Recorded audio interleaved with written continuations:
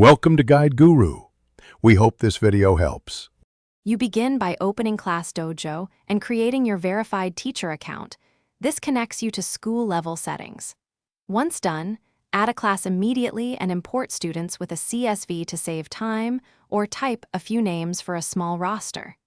Make sure to assign each student to the correct homeroom and grade.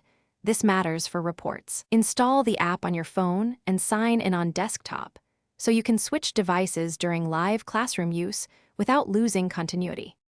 You now configure the behavior framework, customize the set of positive and corrective behaviors, and pick sensible point values.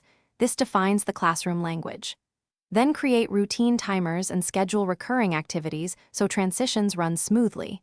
Include explicit expectations in each activity description. Once routines are in, build groups for differentiated tasks and prepare parent invites. Parents get real-time updates. Make sure to preview the student view so you understand how points, messages, and task notices appear to families. You launch Classdojo in class, using the live view to award points, log incidents, and pop-up timers. This immediate feedback reinforces behavior. Once the week ends, pull reports to spot trends and tweak point values or routines accordingly, then message guardians with highlights or concerns. If something goes wrong, try one key fix first. Reauthorize the device and app, confirm your student CSV matches required columns, and clear browser cache. This resolves most sync and display problems quickly. Thanks for watching.